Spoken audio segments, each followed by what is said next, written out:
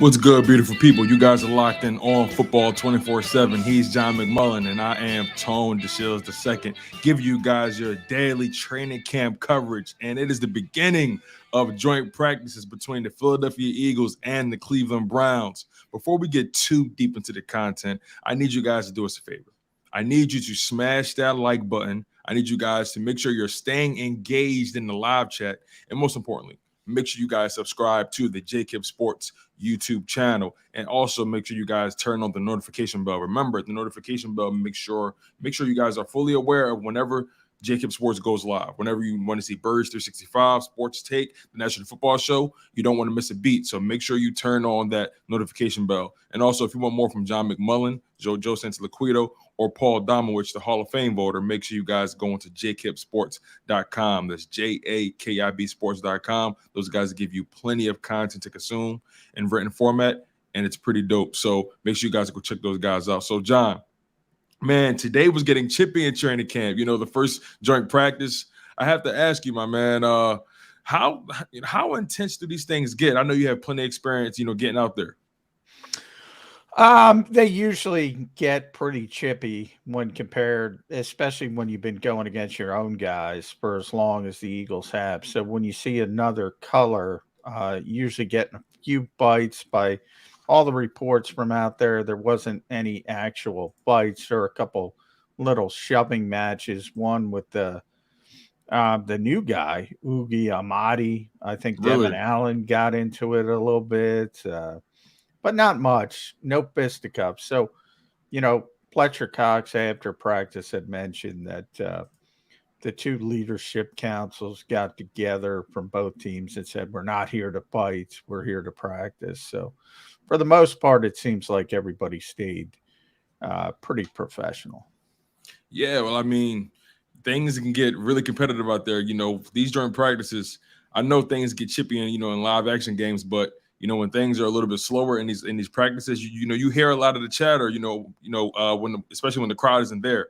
And the word is Devonta Smith, got into a little bit of a back and forth, and that's not even Devonta Smith's character. I mean, shout out to Josh Tolentino. I was reading on some of his tweets and articles, and he said Devonta Smith had to let a guy know that, hey, I used to torch you in the SEC. Don't get it twisted. Yeah, they have a history. Richard LeCount and Devontae, he was at Georgia when Devontae was at Alabama. So, that's one of those competitive things. Obviously, Georgia and Alabama have been pretty good over the past 5 years or so. So, that's a pretty heated rivalry. And it's fun. It's fun for the guys. Those two guys are friends, though. That's one of those things where it's more of a competitiveness, and Devontae's Nick Sirianni, I think, got involved in that a little bit as well, and said, "Don't worry about it. You won the Heisman against LeCount, so Devontae's a better player, so he usually gets the best of that." Yeah, Devonta is interesting because I feel like Devonta is a player who hasn't really been given his flower, or has been getting his flowers as much as he possibly could. It's been the AJ Brown tour, and everyone's been talking about Dallas Goedert and Jalen Hurts and in their chemistry. But I feel as if Devonta Smith's development is something that's not getting discussed enough. This kid came into the NFL extremely polished, and when you think about it from that perspective, fans can become spoiled about someone who's just so good at doing their job, right? Are fans overlooking Devonta Smith's offseason right now? I don't think so. I think a lot of people are just excited about AJ Brown, and that includes the Eagles, by the way. And he's been the centerpiece along with Dallas Goedert, and so that's a little bit different. But you kind of saw down the stretch of last season, as good as Devontae was, I think people forgot he was a rookie, and to put all that pressure on him as a rookie, where he was the guy seeing double teams all the time. He was the guy defenses were trying to stop. That was probably a little bit too much too soon. And this year, I think that's where the excitement stems from the Eagles' perspective.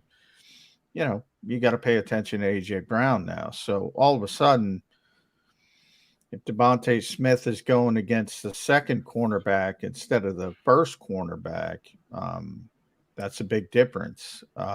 And if you're double teaming AJ Brown or you want to double team Dallas Goedert, you can't double team Devonta Smith. You can't double team everybody. So somebody's going to have that one-on-one matchup, and I think that's where the Eagles offense and the coaching staff is pretty excited. So what kind of leap should people expect from Devonta Smith? You know, you mentioned he's going to be going up against number twos regularly because of AJ Brown's presence. And we already saw what AJ Brown's presence can do to a game. He took two defenders with him when Dallas Goedert scored his the first touchdown of the season, of the preseason.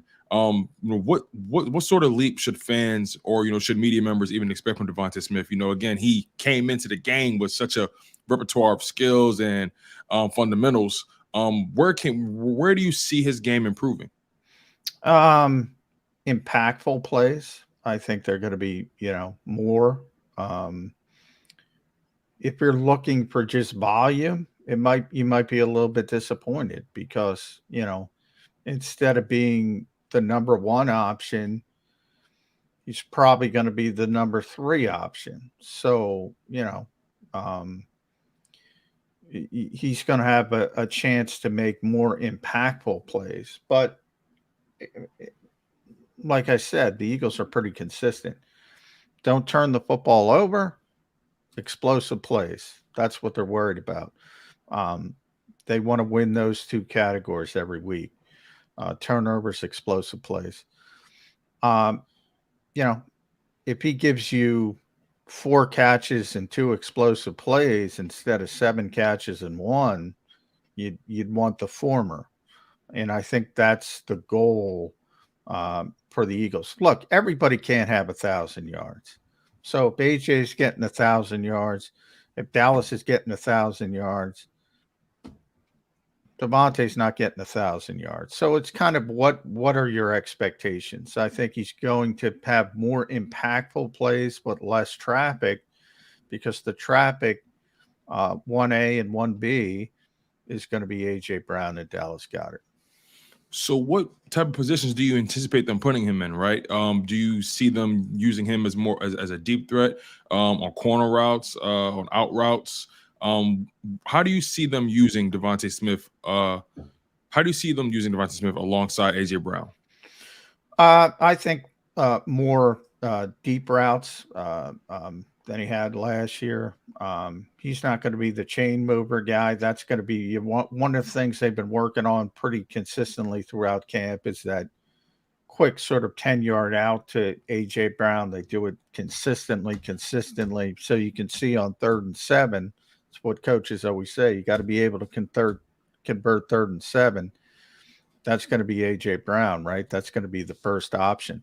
But you know, that's up to the coaching staff. I say this all the time. Offenses have changed. There's no full field progressions anymore. And, you know, occasionally, but for the most part, it's more of a college-like game in the NFL.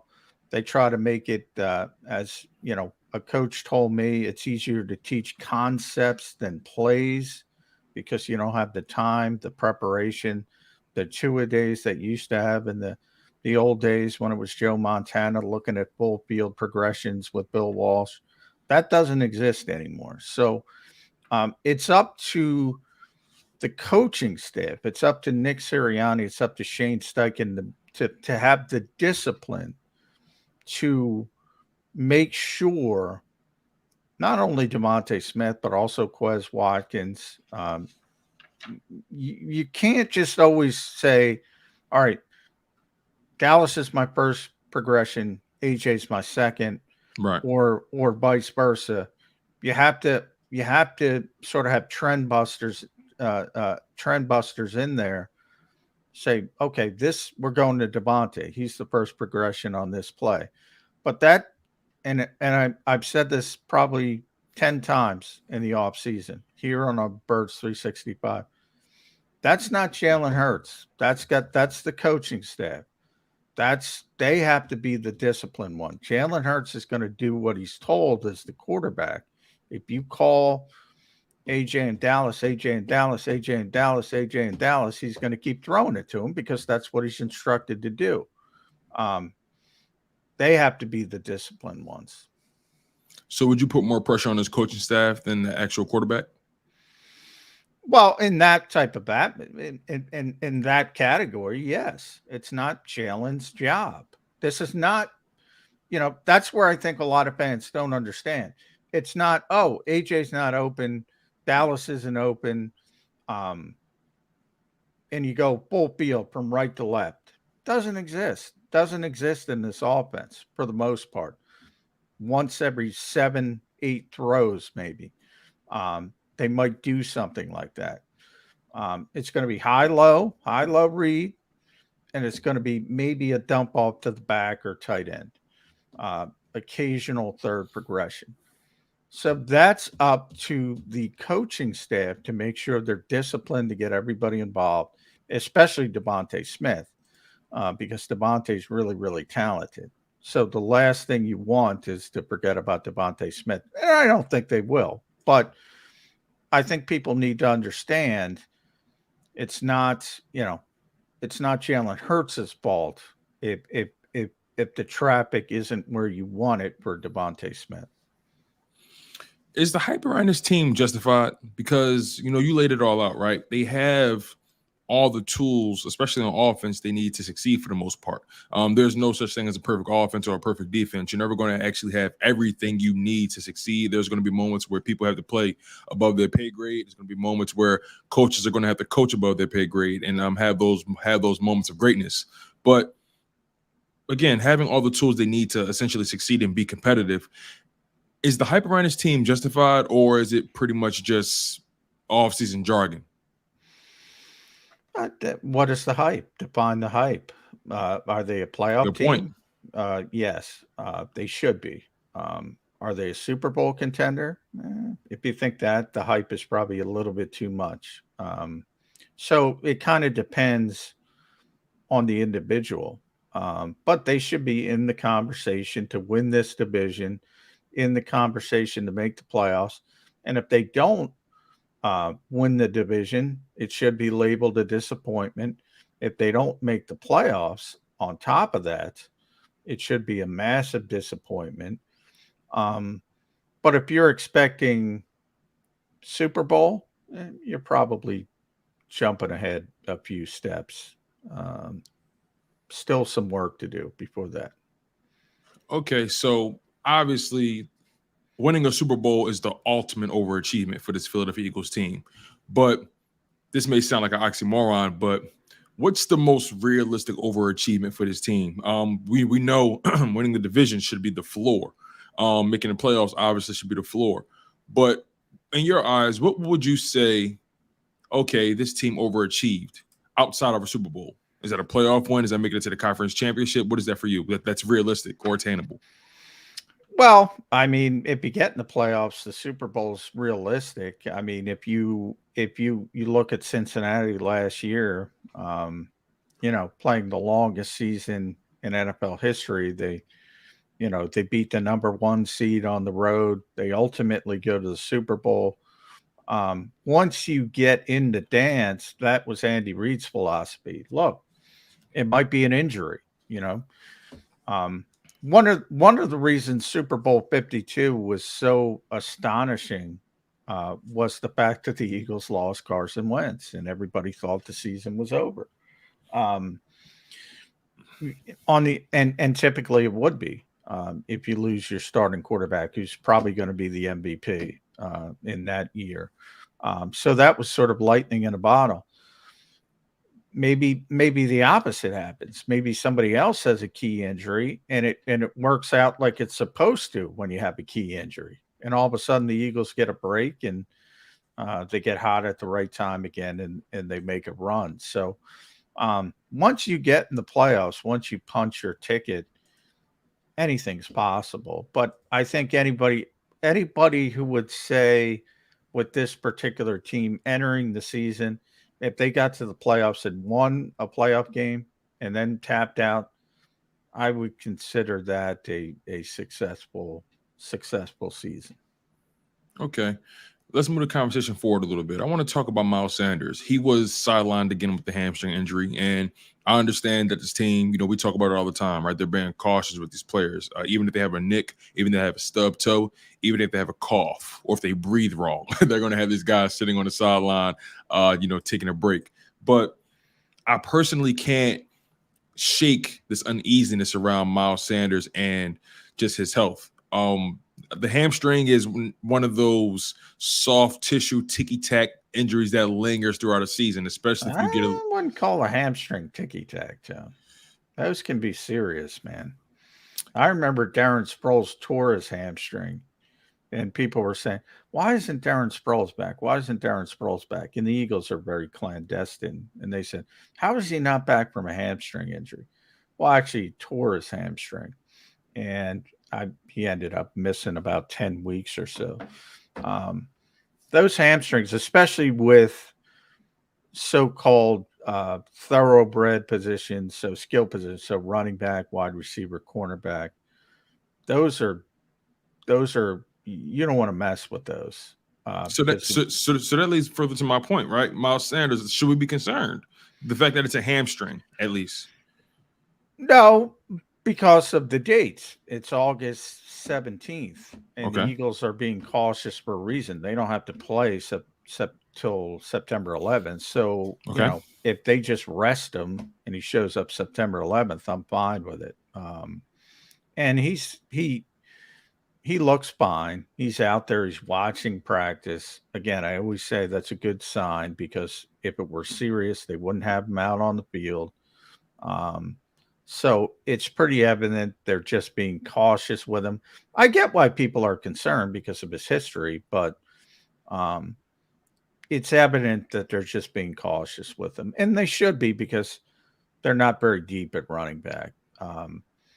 Especially with Kenny Gainwell having a poor summer, or at least from what people expected. And evidently he bobbled a punt today. It's been a little bit less than sure-handed, which is weird, because that's supposed to be the strength of his game. Boston Scott finally back from the concussion, but again, then you have Jason Huntley, who's not ready, and Kennedy Brooks, who's not ready. So the Eagles need Miles Sanders to be completely healthy. And the fact that they're not putting him out there, as you said, if he has a cough, they're not going to put him out there. Why should they? Why would they? Okay, so we're going to begin to close the show very soon. I just have a couple follow-up questions on the Miles Sanders topic. Well, you send him out there, and I have to ask you this. We know the past couple seasons he's only played 12 games, right? He's been sent out there, only played about 12 games. This is the second season in a row. Well, in 2021, the second season in a row where it ended at 12 games for him. I have to ask you, what's the over/under for Miles Sanders playing over 12 games? Like what are you taking, over or under 12 games? I'm going to go over. Law of averages. As a rookie, he did play all 16. That's true. And then he had some injuries and injuries again. So I'm going law of averages. They haven't been serious injuries. He broke his hand last year as well. And that's kind of like, people can say players are injury prone, but he broke his hand. What are you going to do? I mean, yeah. What's your definition injury prone? I'm curious about that. Some people define it differently. Some people say, well, if he keeps breaking this, he's injury prone, or if he's constantly pulling something, he's injury prone. What's your definition of injury I would prone? think, there are certain guys who have, consistent soft tissue injuries. So I would consider that injury prone if it happens over multiple years, multiple times. If you tear your ACL in a non-contact way, I can't consider that injury prone. It's a violent sport. Everybody gets hurt. Zach Ertz used to say 100%. That is the injury rate in professional football. If you play the game long enough, you're going to get hurt. you're going to get hurt. So, and you know, when you start talking about hamstrings versus Achilles or ACLs, you know, you'd rather have the hamstring. Yeah, that's a fact right there. One more question. A fan favorite, I think one of your favorites, if I'm not mistaken. Noah Togiai. I love saying his name. It's Togiai. Togiai, exactly. Noah Togiai. My apologies, my man. I'm curious to know what do you think the outlook on his future is with this Philadelphia Eagles team. Grant Calcaterra has been hurt. And you have a guy like Jack Stoll, who's not the most dynamic at the position. But Togiai is continuing to make a name for himself. He had a good day at camp once again. He's continuing to stack these days. If he makes this roster, why does he make this roster? And if he does, should he be tight end 2? Should he be tight end 3? And when someone else comes back, what's your picture for the tight end position and Noah Togiai right now? Well, he should be the tight end 2. To me, he's been the second best tight end in camp, but the Eagles seem to think that's Jack Stoll. So, look, can he make the team? Yes. As the third tight end, and it might only be for a short time, because if Tyree Jackson comes back early in the season, I assume he's going to start on the PUP list, so he's going to have to be out at least 4 weeks. So it might be one of those situations where Noah makes the initial 53. Maybe he's on the team for a month or so, and then he gets waived to make room for Tyree Jackson, and gets put back on the practice squad if he clears waivers. It might be that type of situation, but he deserves to make this team. Now, we're not done. I said the 4 most important practices of the summer started today. So, but before today, he has deserved to make this team. Now, he could, the bed in these 4 practices. He can go backwards. He hasn't sealed the deal, but through those first 12 practices in Philadelphia, he deserved to make this team. You can't argue with that. You guys, this has been a really, really interesting episode of Football 24/7 with John McMullen, and I'm your host, Tone DeShields II. We really appreciate you guys liking on the content and also staying consistent in the live chat. This season is so interesting because this Philadelphia Eagles team has so many narratives surrounding it on all levels, on both sides of the ball. And there's plenty of pressure to go around. No one is exempt from the pressure, and we all know you fans are going to continue to mount the pressure on your team because we shouldn't expect any less, right? We shouldn't expect any less effort, and at the same time, we shouldn't expect anything short of excellence. But there's always going to be hiccups. There's always going to be injuries. There's always going to be things that are unforeseen, but we always will have you guys covered here at JAKIB Sports. Make sure you guys continue to smash that like button. Make sure you guys stay engaged in the live chat. Subscribe to the channel, JAKIB Sports, and also check out the website, jakibsports.com. There you can read articles and pieces from John McMullen, Joe Santiliquido, and Paul Domowich. And most importantly, you guys, the best post-game show in town is on its way. The JAKIB Sports post-game show with Derek Gunn, Mike Missinelli, Seth Joyner, and Devin Caney is coming this Eagles season, September 11th. They will be live at Ocean Casino Resort in their new sports book, The Gallery. There you can take care of all your sports betting needs. You can get good food. You can get great drinks, and you can just catch the ultimate sports vibe. And you're going to be able to chat it up with some of the best in the game, and Derek Gunn, Mike Missinelli, Seth Joyner, and Dev Caney. They'll be live on YouTube and on 6abc.com. So make sure you guys are in attendance at Ocean Casino Resort. And if you can't get to Atlantic City, make sure you guys are locked in on the JAKIB Sports YouTube channel and 6abc.com. But we're going to end the show. We appreciate you guys for locking in. This has been Football 24/7 with John McMullen, and I have been your host, Tone DeShields II. One love, stay humble, stay healthy, and most importantly, stay hungry, you guys. And fly Eagles fly.